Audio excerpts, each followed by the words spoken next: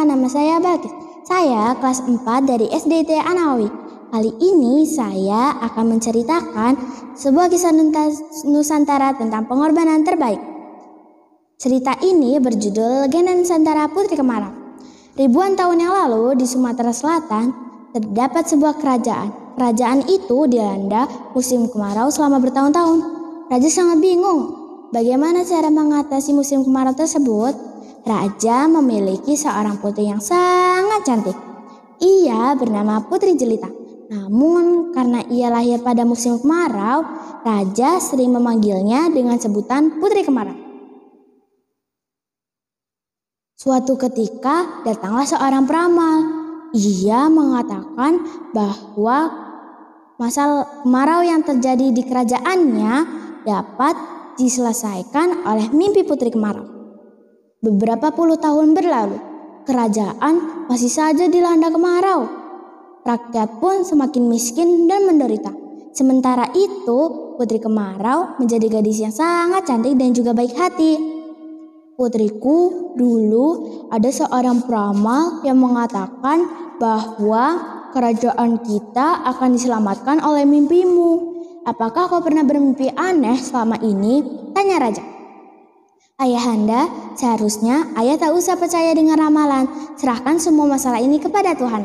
Saya yakin masalah yang ada di negeri kita akan segera terselesaikan, ujar sang putri. Raja pun membenarkan perkataan sang putri. Ia pun meminta maaf kepada putrinya. Hingga suatu malam, Putri Kemarau bermimpi bertemu dengan ibunya. Padahal dia belum pernah bertemu dengan ibunya. Itu karena ibunya meninggal beberapa saat setelah ia lahir. Negeri kita akan kembali subur jika ada seseorang perempuan yang rela berkorban. Perempuan itu harus menceburkan dirinya ke dalam laut untuk dikorbankan, ujar Ibunda Ratu dalam mimpi. Putri Kemarau langsung memberitahukan mimpinya tersebut kepada raja. Apa yang harus aku lakukan? Ucap raja. Bingung. Raja segera mengumpulkan semua rakyatnya untuk mengumumkan bahwa harus ada seorang gadis yang rela berkorban untuk negeri mereka. Adakah yang mau berkorban untuk negeri kita? Tanya raja kepada rakyatnya.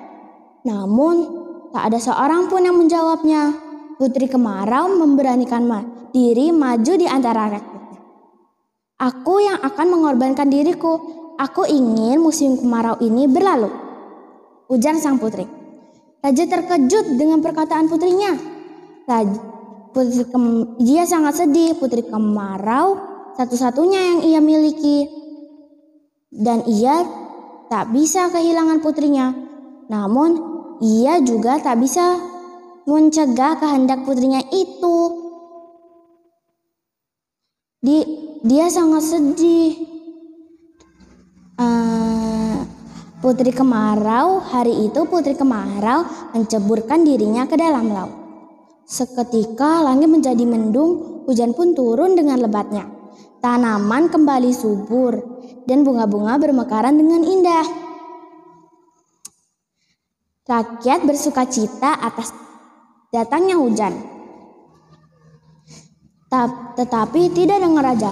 Raja sangat sedih. Karena telah kehilangan putri tercintanya.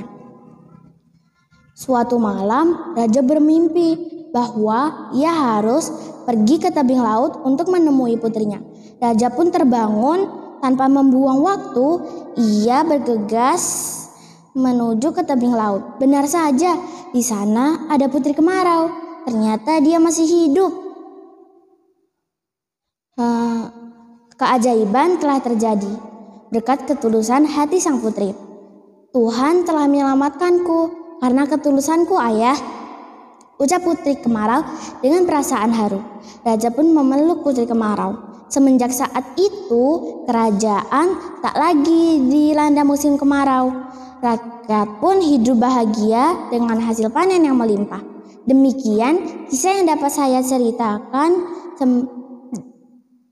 Pengorbanan terbaik yang dilakukan dengan niat tulus pasti akan dicatat sebagai perbuatan baik juga. Meski ini hanya dongeng, ada baiknya jika kita meneladani sikap sang putri. bukan karena ia terjun dari tebing laut ya. Kalau laut kita cukup berenang, bukan menerjunkan diri dari tebing laut. Karena keikhlasannya pada ayah dan juga rakyatnya, itulah pengorbanan sang putri menjadi begitu berharga. Seringkali kita melakukannya dengan terpaksa. Padahal jika kita tulus, pasti akan dihitung sebagai kebaikan. Oke, sekian dulu cerita ini. Semoga bermanfaat ya. Terima kasih. Saya akhiri. Wassalamualaikum warahmatullahi wabarakatuh.